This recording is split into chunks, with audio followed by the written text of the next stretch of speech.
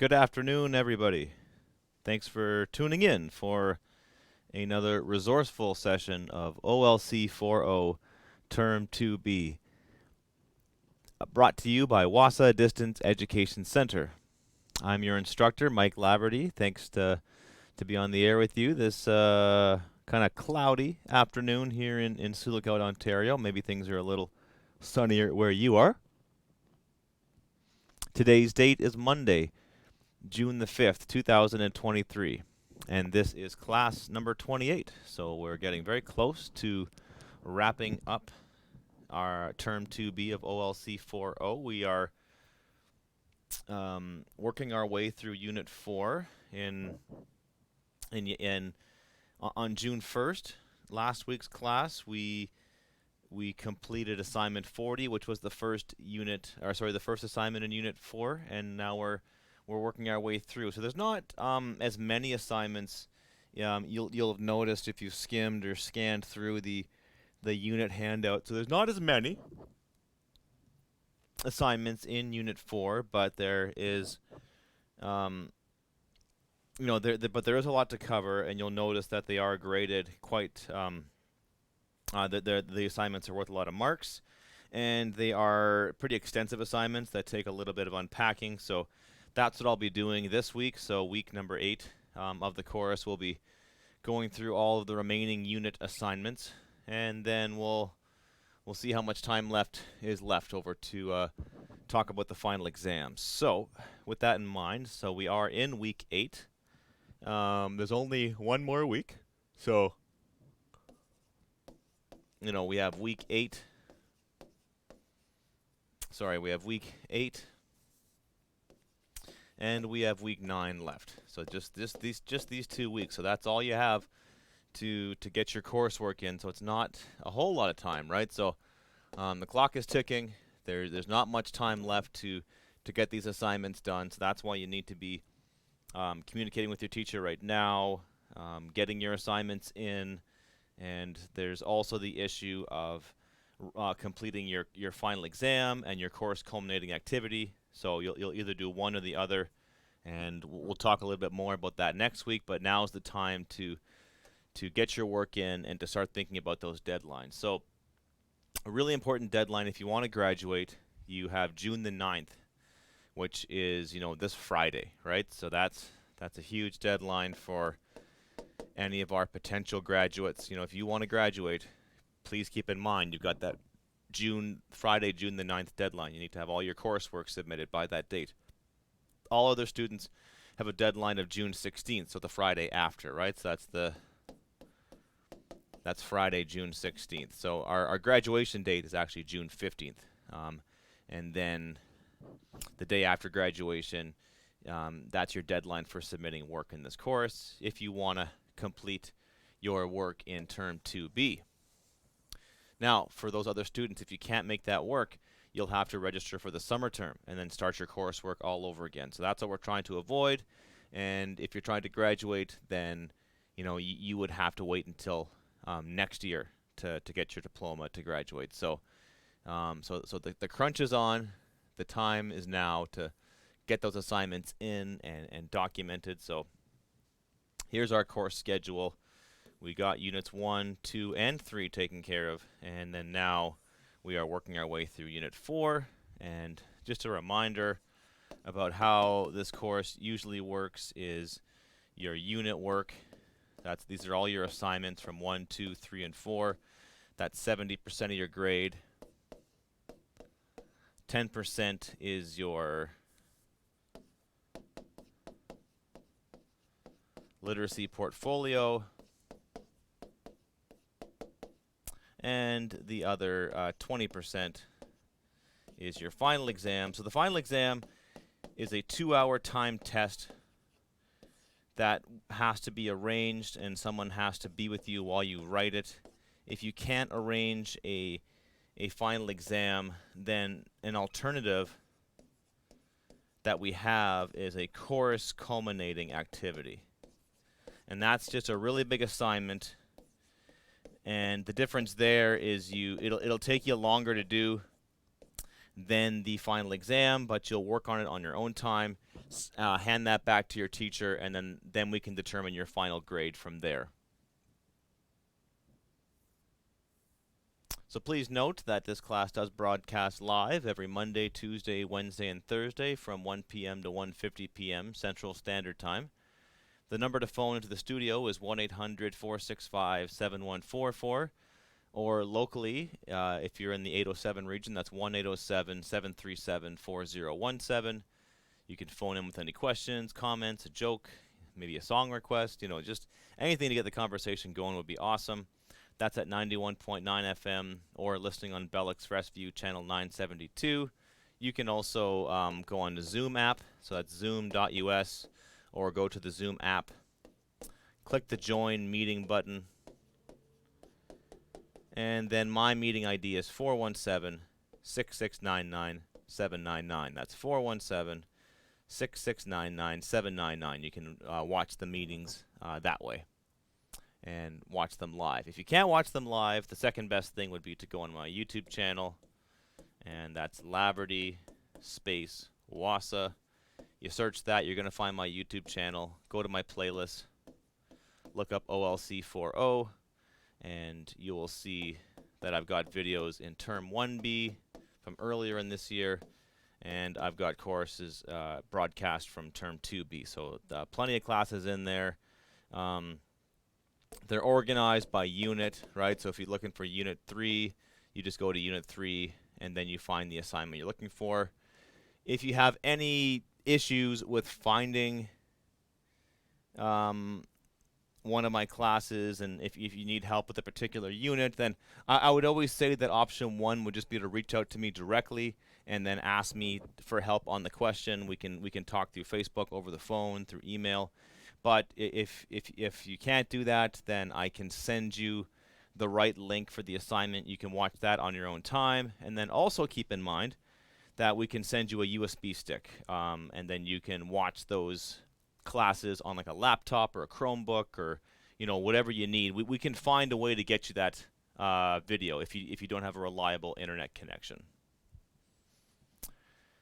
Yeah, let's see. Yeah, and then you can reach me directly at mlaverty. That's MLAVERTY at nnecschools.org. That's MLAVERTY at nnecschools.org. mlaverty at nnecschools.org. Find me on Facebook Messenger, LAVERTY space Wassa. So Laverty space Wassa. Just search me. You'll find me on Facebook. We can communicate that way. Any other questions you have about this course, your path to graduation, please phone us at 1-800-667-3703. And then just dial 0 for the receptionist, and someone will take your call. We will figure out what you need to do to graduate, what you need to do to pass whatever course you're in. So that's the most important part, is just to reach out to somebody, get some help right now before it's too late, before those deadlines come and go, because once those deadlines come and go, we can't really go back. And once the graduation ceremony is done, then that's it. We've graduated our graduates for the year, and you will have to wait until the next graduation, the class of 2024. So you want to get yourself set up right now to make sure that you don't miss those important deadlines. So here's my suggested progress to you. 7 weeks into the course, you need to have definitely reached out to me. I need to know who you are. We need to have a way of communicating with each other. You should have Units 1 and 2 completed. Unit 3 should be wrapping up. And at this point, with like about 2 weeks to go, or even 1 week to go, or a few days if you want to be a graduate, you need to be completing all of the assignments in Unit 4 at this point, and have our novel read. Have the novel read, Jimmy Comes Home. So you need to be very close to having everything completed. So here's our today's lesson. So we'll look at our images and our words of the day. We'll look at a headline, and then we'll look at Unit 4, Lesson 17. That's Assignment 41. And Unit 4, Lesson 18. That's Assignment 42, Part A, Demonstrating Understanding. So Assignment 42 has 3 parts, Part A, B, and C, and it's a very detailed assignment, and I believe it's one of the most I believe it's one of the most important assignments in this class because it's asking you to think about your future career and a field that you would like to go into and something you'd like to do in the future, something to strive towards, right? Because that's what we all need in life, right? We all need something to um, we need things to look forward to. We need to know that we're building towards something, and I believe that that's what helps us get through um, times of struggle and if we have any dark times in our life, and we have most of us hopefully have good days and bad days, and but life is hard and life is a struggle, and it's good to just at least envision a future that you could pursue, and even if you don't do it, or even if you don't do it exactly the way you describe in the assignment, I think it's a really useful exercise to just imagine yourself in that spot, right? Just imagine yourself working in that dream job, working in that place where you feel fulfilled and you're making a difference and you're making your world a better place, right? And then that's what assignment 42 is all about, is like just what are the steps that I would have to take to get myself into that position, to get myself into that job, um, to make that happen, right? And it's all about applying for bursaries and getting some funding, because as we all know, finding the job that we want usually requires some education, requires us to do some upgrading. So it's really about thinking about what's going to happen, like after you graduate, after you obtain your Ontario Secondary School diploma, then what happens next? What's your next step in life? What's your next play, right? So that's what that assignment is really all about. So your learning goals are to do a close reading of do a close reading of let's try that again. Do a close reading of a biography passage. I don't know why I'm struggling with that word. A biography passage before writing a summary. So it's a passage. It's a small piece from someone's biography, and then you need to read that biography and then summarize it. So we'll read that together on the air today, and we'll talk about the questions and your instructions for providing that summary. You will read a short essay about applying for scholarships and respond by conducting your own research into a potential career of your choice. So I think today we'll focus primarily on just looking at that article, and then we'll do parts B and C. I think we'll have time to do parts B and C tomorrow. And your success criteria will be to write the summary after doing a close reading of the biography passage. That's assignment 41. And to respond to questions about a short essay and write an information paragraph about researching potential career paths. Okay, so that's what part A of that assignment is. You do a close reading of this short essay, and then you write a response to it, right? So today's class is very much about reading things. Reading texts and then responding to them, finding ways to summarize them, capture the main ideas. And this is really good practice for both the final exam and the course culminating activity. So as we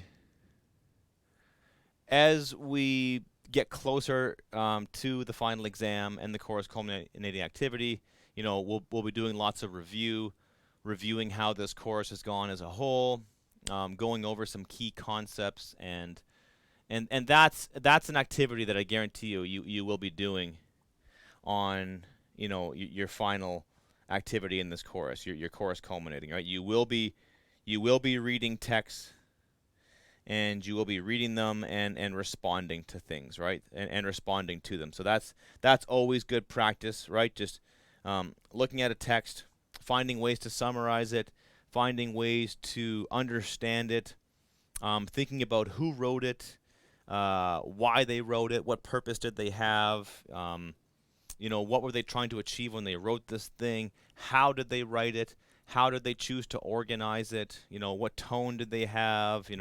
All of these things, right? This is what we do um, through reading and writing. And when we understand the words of other people and we understand what they're trying to do, it helps us to become better communicators as well. So that's really what it is. It's that two-way process, right?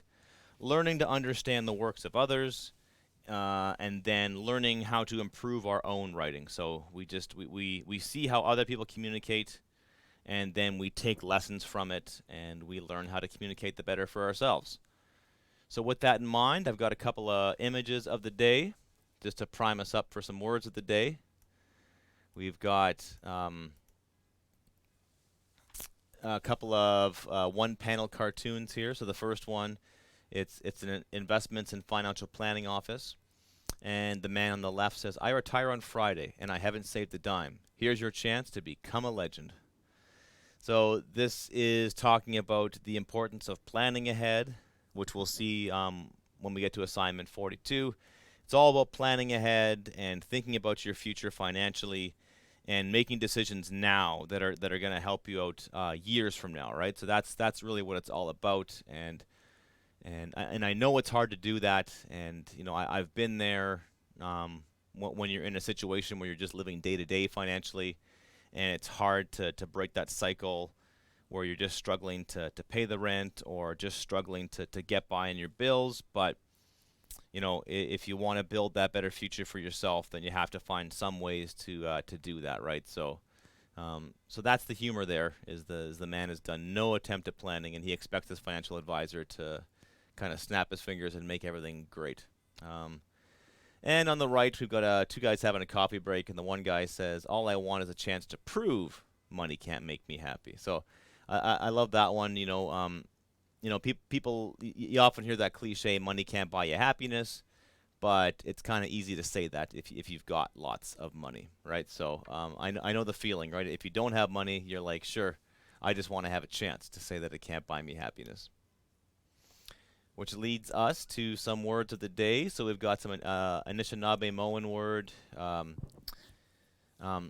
Shunya Yahweh is a verb, which is she or he goes after money. So that's what assignment 42 is all about, going after money.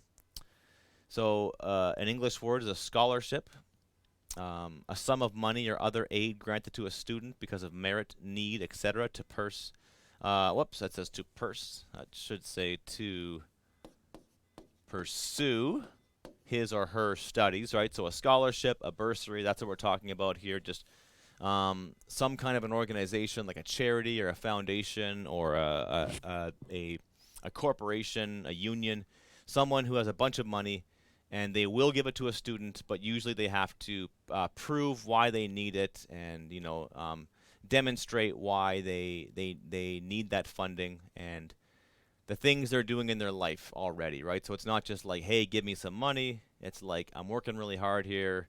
I'm volunteering for this. I'm putting in the work here. I'm trying to graduate. So you have to just usually write like an essay or do an application form, and we'll talk about more about that when we get into assignment 42. Some other words here, Anishinaabe-Moan words. We have ondizi, which is she or he makes a living a certain way, earns or makes money. Shunya is a noun, which means money. And shunyake is she or he makes money, earns money. Some related English words. We've got financial aid.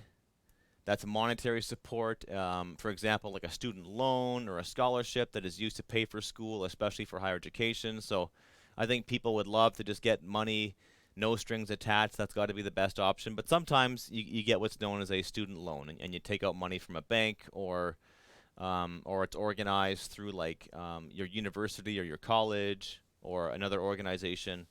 And then you get a bunch of money to pay for your tuition, and then, of course, you got to pay that money back. Finance, as a noun, is the management of revenues, the conduct or transaction of money matters generally, especially those affecting the public, as in the fields of banking and investment. And that word finance comes from the Middle English finer or fin, which means to make an end or settle a debt. So sometimes you talk about people making ends meet, right? And that's your ends, right? Is paying the bills and getting the things done that you need to get done in your life, right? So that's what finance is all about. Fin is also, the end, right? You might see that sometimes at the end of the film, you see the word fin, which is French for, the end. All right, so we'll have a look at the article of the day, another article from the Globe and Mail. So this is air travel across the U.S. thrown into chaos after a computer outage. Canadian airports hit with delays. Travelers wait in the terminal as an Alaska Airlines plane sits at a gate at Los Angeles International Airport on January 11th of 2023. Okay. So there's the headline: Air travel across U.S. thrown into chaos after computer outage. We've got the punctuation mark here. That's the semicolon. So remember, everything on either side of the semicolon should be a complete sentence. So Canadian airports hit with delays. That's a complete sentence, and so is the first part, right? They're combined together, and the semicolon is used to combine them because they're related, okay? So they're related because the delays that are happening in America are then directly affecting the delays happening in the Canadian airport.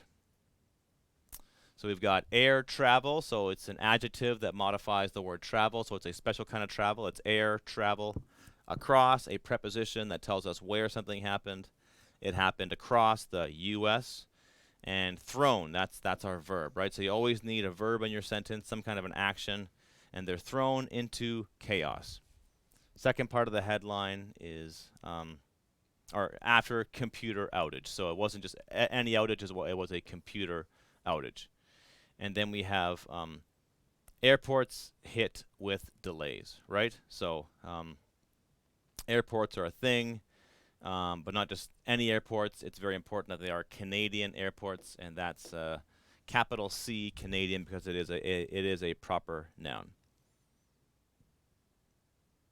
So we'll break down parts of the article, just that I want to draw your attention to. So in this case, we've got a noun phrase preceded by a comma. So I'll explain that. So here's how it reads. A computer outage at the U.S. Federal Aviation Administration brought flights to a standstill across the U.S. on Wednesday. So that's a complete thought. And then they put a comma, and then they add additional information. So comma, with hundreds of delays quickly cascading through the system, including at Canadian airports, right? So that very, very common tactic as a writer. You introduce a main idea, a complete sentence, and then you put a comma, and then you further elaborate on what you've just introduced. A paraphrased quote. The White House initially said that there was no evidence of a cyber attack behind the outage that ruined travel plans for millions of passengers. President Joe Biden said Wednesday morning that he's directed the Department of Transportation to investigate. So they didn't actually quote him, but they just paraphrased him. So sometimes you can do that as a writer, especially if you're thinking about your news report. You can just paraphrase someone and not actually use their exact words. You can just, and that's what it means to paraphrase. You just sort of give a summary of what they said, or you give like just the main idea, and then you have to be careful when you paraphrase to be sure that you're not distorting and you're not changing the meaning of what that person is saying.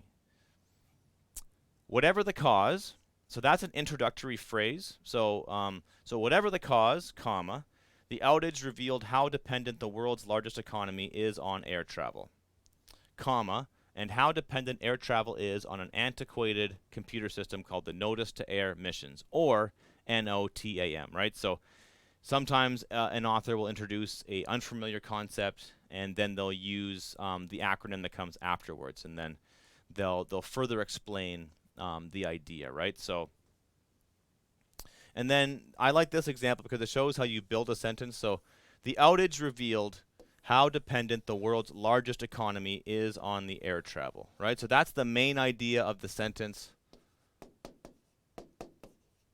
But then that main idea is sort of bookended on either side, so whatever the cause, so it doesn't matter what the cause of this outage was, it reveals that, how dependent the world's largest economy is on air travel. So it just depends, like, how America is very dependent on this air travel. And additionally, how that air travel is dependent on this so-called antiquated. That's a great adjective, right? So always encourage you to use adjectives to kind of spice it up and to make your writing more rich. So when something is an antique, it's old, and antiquated is something that's very old-fashioned and in need of an update.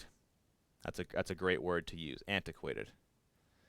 All right, so let's move on here. So what we're doing here is we're looking at assignment 41, and assignment 41 is called the summary.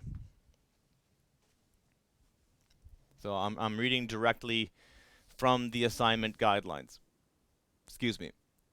You are to read the short piece about Robert Checkwich. So if you've been paying attention, that you will note that Robert Checkwich is the author of the Jimmy Comes Home book. He's the creator of the Green Star Lake series. So I mean, if you've read the information in the, I think it's the either on the back of the book. I don't have the book with me right now, but on the back of the book there's a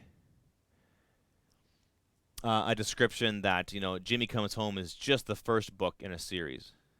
There's I believe 4 books in total in the Green Star Lake series, of which this is just one. So Robert Checkwich is the author, and you'll learn a little bit more about him and who he is as a person, as a man, and what motivated him to write the books, and some of the thought process that went into him writing a book, which I've often found really fascinating. Right, it's nice to know where an author is coming from, why they wrote a book, what they were trying to achieve when they wrote it. It kind of gives you more information about it, and it kind of can give you some insights into the book itself, right? So, especially that, the person who wrote this book is not an indigenous person, but they're a person who had moved into the community. So I would think that Robert Checkwich is sort of like Mrs. Quintel or Miss Quintel in the book, right? So it seems like a parallel there, like sort of like a helper, someone who moves to a community, is not from the community, but then becomes embraced by that community. So yeah, it just might tell you a little bit about the motivation for why someone wrote a book, right? And I think most books they can stand on their own, and you don't necessarily have to understand the writer's biography, but I think it's really interesting to learn about writers and to understand why they wrote the things they wrote. In any case, so you're reading a short piece about Robert Checkwich. Be sure you underline, highlight information that you would like to include in your summary. You are to write a 1-paragraph summary of the biography you have read. Your paragraph will have at least 5 or 6 sentences and contain the main idea of the article with some supporting details. Remember, your audience is an adult interested in reading about the author of the Green Star Lake series.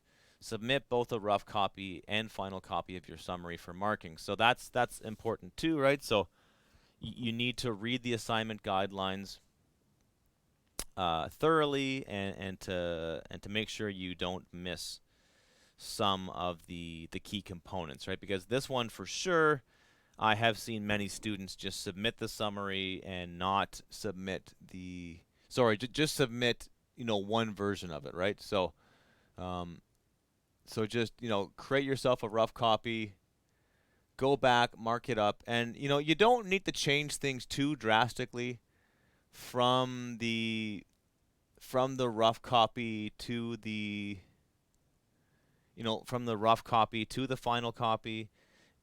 The changes don't have to be drastic. You don't have to do a complete overhaul, but you do need to demonstrate that you can work through a draft, right? And just change some of the words, change some of the word order, catch some of the spelling mistakes, right? And just want to stress again that your rough copy, it's meant to be rough, right? So just get that rough copy down, jot down your rough ideas, and then And your rough copy can basically serve as like an outline and to guide you towards that final copy.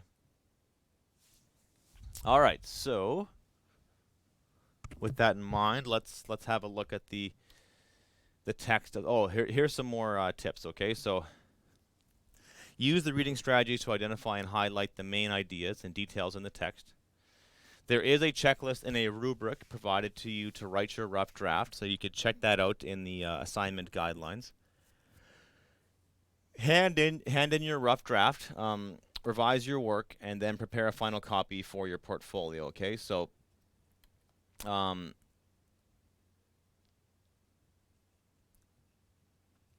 here is your summary review. So that this is from the checklist, right? So have I clearly stated the main idea? So you got to make sure that you state the main idea of the article. Have I included at least 2 supporting details needed to understand the main idea? So make sure you do that. At least 2 supporting details from the text. Do the details clearly relate to the main idea, right? So state the main idea, back it up with at least 2 supporting details. Are my sentences in an order that makes sense? And have I written a closing sentence that reminds the reader of what has been written? Have I used my own words, right? So you can quote the text if you want, but for the most part, you want to just for this summary, you want to use your own words, okay?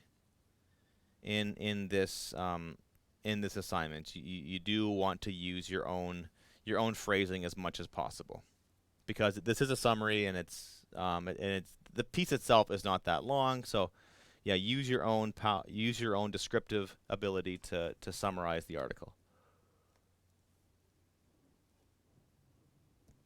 So I'll read this through, and then we'll review some of the main ideas here and some of the details that you might want to include. So Robert Checkwich spent several years as a language arts teacher and school principal in First Nations communities in northern Manitoba, Cree, and northern Quebec, Algonquin. The people and events he writes about in the novels are fiction, but are reflections of his experiences in the North. Okay, so it's so he's not writing nonfiction. He's not talking about people that he met and that he taught or he worked with. So, Jimmy is not a real person, but he's inspired by, I'm sure, a few of his students that he had talked to, right? And some of the events that transpired on these schools, right? And the principal of the school and the band constable and Gary and Martha and Teresa. So these are fictional people that don't exist in the real world, or didn't exist in the real world when he was there, but he's taken inspiration from them, right? And then he's turned them into fictional novels. Quote is a quote from Robert Checkwich. I began to realize that interest in reading dropped off significantly as First Nation students progressed through the middle years, Robert said. Students who had difficulty reading after grade 4 or 5 are losing interest in books, making it challenging for teachers who often find considerable differences in reading levels within one class. By the time students reached grade 10, many were 2 or 3 grades below where they should be in reading skills. That, he continues to say, that made it difficult for them to read math questions and text and other subjects. This contributed to feelings of frustration and a lack of confidence, and also was a definite impediment in their efforts to graduate from high school, especially when they had to attend schools outside their communities. He found that there was little reading material to which older students in the North could relate. I felt that the life they knew in northern communities, the unique situations and activities, the traditional ways, could form the basis of novels to interest students who might not otherwise read much fiction. This has been my goal from the beginning, to get students to read the first few pages and want to continue reading. All right, so again, after you read that, just really think about what's the main idea here, and then back up that main idea, right? So, what did Robert Checkwich do? And how or why did he do that? That's probably the best way I can do this without actually, telling you how to complete the assignment. And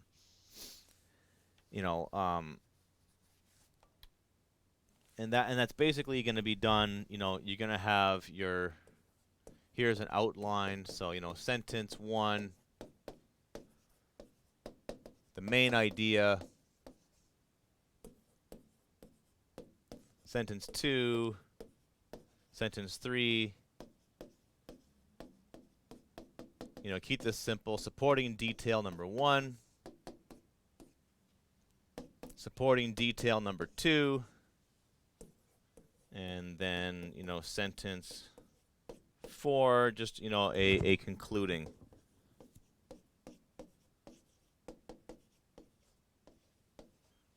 sentence. And that you can just sort of, you know, rephrase the main idea.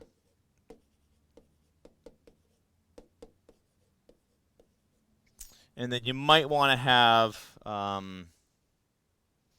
you know, the main idea slash, you know, who he is, right?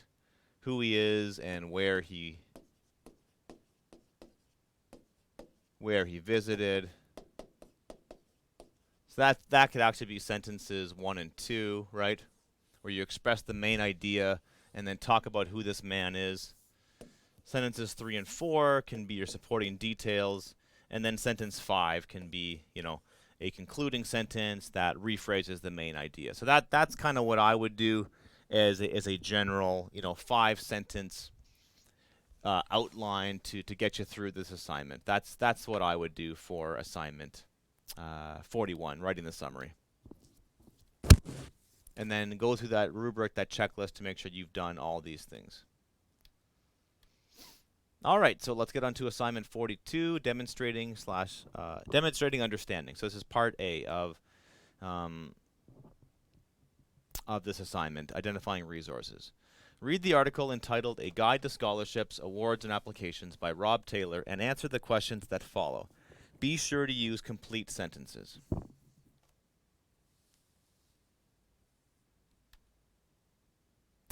And so part A is divided into 3 parts. So there's use your own words to explain why Rob Taylor, who did not receive any money when he was going through school, has taken the time to write this article. Part 2, list the steps Rob took in order and give a brief explanation of each step. And number 3, do you think you will use Rob's advice in the article? Why or why not? Okay, so let's just, what I'm going to do is I'm just going to park this. I'm just going to save it. Save as.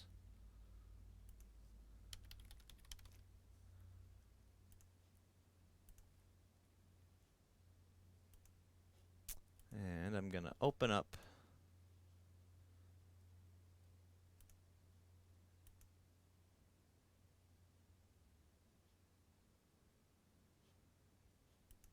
come on now. Okay, we'll just shut that down. Oh, whoops. Just bear with me. I just got to get my downloads here. There we go. We're just going to have a look at Unit 4 itself. I will read the text of the article as best that I can.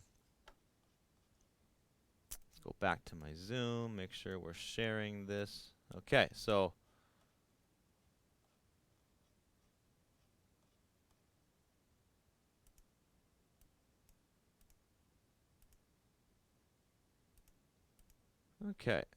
right, so we just talked about this. We talked about the summary. So remember your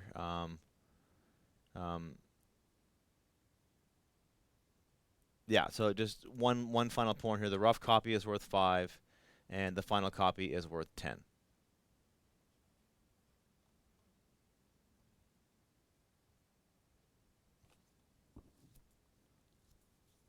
So there is a typo or a mistake here listed that I want to mention. It says hand in your rough draft if you wish. That's not optional. Your rough copy is worth 5 and your final copy is worth 10, okay? So I think what they mean to say here is you should hand in your rough copy before you do the markups, before you start to edit it, and then you can hand in the version that's marked up. So that's it's not phrased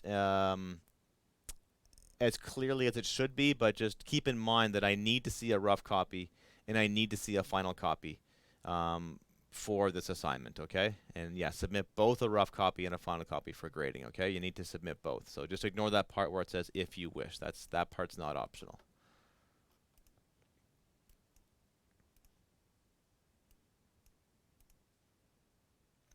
All right, so here we go. A Guide to Scholarships, Awards, and Applications by Rob Taylor. When I was in school at both the University of Toronto and Ryerson, I didn't receive a cent of scholarship money. I did receive an honorarium for being president of the Student Residence Council at U of T Scarborough, and I did receive some money from the Millennium Scholarship Fund. But that was more loan relief than a scholarship. I had to be in debt to get the money, and it was applied directly to my OSAP benefit. So that's the Ontario Student Loan Program. While it was nice to have less OSAP to pay back, having some actual cash would have been nice too. The reason I didn't receive any scholarships was twofold. First, I wasn't a brilliant enough student to be automatically chosen to receive a scholarship. I got by with high B's and occasional low A until my last year at Ryerson, when I seemed to hit A's pretty much across the board. And then it was too late to get a scholarship. The second reason I didn't get scholarships was that I was ill-informed. This was partially due to the limited resources available to me and partly due to my own laziness. When I was in high school, there was no World Wide Web, no internet. And the internet was a funny-sounding word my uncle used occasionally. I wasn't all that close to my guidance counselor, and I wasn't even thinking beyond the summer when I applied to university. I didn't apply for any scholarships. I didn't even look for any scholarships. I thought scholarships were for football players going to school in the States. So why am I now writing an article to help students get scholarships? As part of my duties as senior editor at Edge Interactive is overseeing the content of a family of websites which include schoolfinder.com, myschool101.com, and scholarshipscanada.com. Part of what I do is look after a large database of scholarships, well over 60,000 individual awards, awarded by over 300 organizations across Canada. Each year, we compile all of the scholarships in our database that are for students who are already in or who are going into their first year of college or university, and publish them in the scholarshipscanada.com entrance awards directory. So basically, I'm a guy who has read, written, and edited information on thousands of different scholarships. I've also talked to hundreds of students about helping them with their scholarship searches, and written several articles published on our site and in the directory dealing with scholarships, grants, and loans. What I hope this article will do is fill you in on the things I've seen and heard in the hunt for scholarships, so you will be better armed than I was. Okay, so that's important, just to take note of how the article is structured. So the first part is, why he's writing the article. So remember, that's one of your key questions. Okay, so you're being asked to, why did he not receive any money when he was going through school, and why is he taking the time to write the article? So question 1 is going to be answered in that first part. Then you list the steps Rob takes in order to list the steps that Rob suggests in order, and give a brief explanation of the steps. Okay, so if you notice how the article is structured, you've got these bolded sections. One of them says know your armory, know what your resources are, statistics to back up what I've just written, prepare ahead of time, start looking on the internet, right? So the steps that he's talked about, they're bolded here. Follow every lead, preparing an application, right? So they are all bolded in there. Okay, so just look for those sections, write down those headings, and then just break them down on what they're all about. So know your armory. It's important to know what you have in the way of strengths. The majority of scholarships are still based on grades, but some administrators are starting to look for other attributes in students as well. So that's a great word there, attributes. Those are the things that make up you. These are the good qualities that you have, or anything has, in students as well. To know what you can get from a scholarship, you have to first know what you have in the way of assets, right? So do you, for example, participate in any extracurricular activities? Do you participate in school events? Do you get involved in sporting events? Do you help out in your community at all? Do you work on student council? Do you volunteer anywhere? Have you ever been in a play, worked on a farm, run for office, been on an exchange program, grown vegetables, written a play, right? So this is so what have you done with your life? What are the interesting things that make you who you are? What can you talk about to sell yourself? This is very similar to your cover letter, right? So just, what are your interests and your skills, and what makes you you? You get the idea. The article continues. Anything that makes you different from the other students applying for scholarships is important. I recommend sitting down with your family and thinking about it. Make a list. You might even want to run through your days. Something that seems routine to you might be extraordinary to someone else. So that's important, right? So this is similar to when you apply for a job search, right? Just thinking about what makes you different, what makes you stand out, what's going to get the attention. When you're writing a cover letter, you're trying to think of what's going to get the attention of an employer, what's going to get the attention of a future boss. When you're applying for a scholarship or a bursary, you're trying to get the attention of someone who could potentially give you a whole bunch of money, right? So you got to make yourself stand out. Rob Taylor continues by saying, I'd also recommend talking to your guidance counselor about how to approach your search for scholarships. It's their job to help you get ready for post-secondary education, and they're good at it, right? So talk to the people who do this for a living, right? Because they're out there, and just talk to as many people as you can. The other heading says, know what your resources are. You should start your search for scholarships and indeed all money for schooling close at home. Does the company or organization that you or your parents work for offer any scholarships? It's been my experience that some companies offer scholarships to employees or children of employees and choose not to advertise outside the company. I don't know where to recommend checking with companies because each one is different, but you might want to check with your or your parents' boss or HR to see if they know anything, right? So basically, just look into all the possibilities you can have. So people close in your life, parents, grandparents, anyone who's, has helped raise you, has helped support you as an individual, anybody in your family, they might have some leads. Similarly, do you or your parents belong to a union or an employee organization? Some unions are reluctant to post information about scholarships anywhere except internally, since their scholarships are open to only members or children of members. Check with you or your parents' union rep at their office. Are you or your members' family? Are you or any members of your family veterans or children of veterans? Right. So, veteran organizations give a good chunk of scholarships. Maybe your parents belong to a lodge or a club that is a scholarship for members of children, for members or children of members. Look at the activities you're involved in. Make a list of possible sources of money to go after, like work or a club. Sometimes high school offer awards and have specific scholarships associated with them. Generally speaking, the guidance office or the principal will have information on these programs. Okay, so this next section is not really a step, but he just says these are stats to back up what I've just written. And of course, this article is a little bit out of date, but it just shows you that there are hundreds, if not thousands, of scholarships available out there. You've just got to do the research to find out where they are. So prepare ahead of time. This is offering some examples on, the most important advice I can give you, and you probably already know it, is to prepare ahead of time. So he says that he's read some pretty sad emails from students looking for help because they were not prepared. One student from the Maritimes wrote to Scholarship Canada saying that he was having to choose between leaving the power connected and the phone working. She had no money and didn't know whether she was going to be able to make rent the following month. I did some investigating and found that her school could have given her emergency bursary. She met the qualifications for it, but she had missed the deadline by 2 weeks.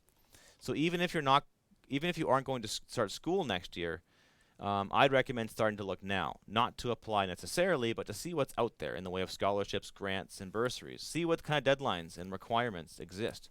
It's better to know about an essay that's required for a scholarship 9 months before it's due, rather than finding out that it's due a week before. And then there's types of scholarships that he mentions, so you need to know what types of scholarships. There's ones that are automatic, that don't require you to do anything. There's ones that do apply. These are the need to apply scholarships. Learning about who is offering these scholarships. I believe that the final step that he mentions here is to start looking on the internet. Where do you start looking? So after you've exhausted all of your local resources, after you've looked in your community and talked to your family and your high school or your band council, your tribal council, whatever, you've looked at all those things. Now you go on the internet, and this is where he recommends using a scholarship, a tool like scholarshipscanada.com.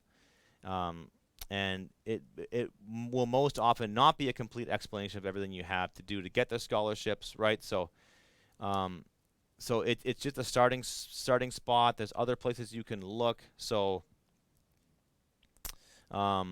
it just may tell you that the scholarships exist, and then you may have to go to that organization's website, or phone them or go to their Facebook page to get more information. Then you follow every lead that you can. Follow every lead that you get and follow it. Check it out carefully. They may have posted a new scholarship that hasn't been added to the database, right? So think about it as a lead, right? So a lead puts you in the path in the right direction, and you may find out more once you get there.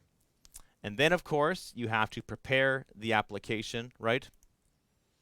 So taking the time to prepare the application, the same kind of care that you put into your resume and your cover letter, making sure you know everything about the award before you apply for it. Be sure you meet all of the requirements, right? So don't waste your time on an application if you don't meet some of the requirements.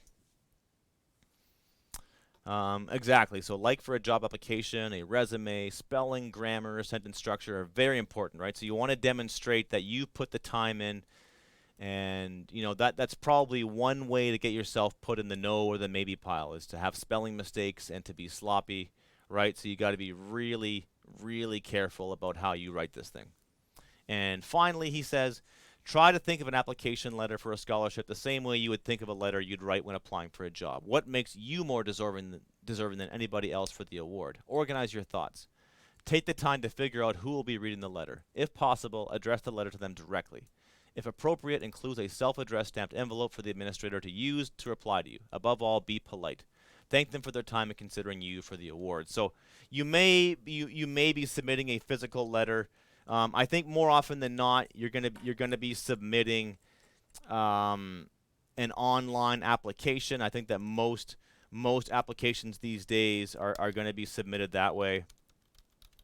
So just really briefly here, and you might want to do this. You might want to go to Scholarships Canada, scholarshipscanada.com, and check out this resource. And you can go there now and sort of start preparing yourself for your career. And we'll have a look at this in tomorrow's class when we have more time. But there's lots of stuff that we can do on Scholarships Canada. But just know that the website exists, and they've got all kinds of potential funding options, right? So look at this, like $10,000, $2,500, $500, right? So some of them offer more than other. Indigenous Clean Energy Scholarships, summer 2023. So more on that tomorrow. So thanks for tuning in, and we'll continue our discussion of assignment 42 tomorrow.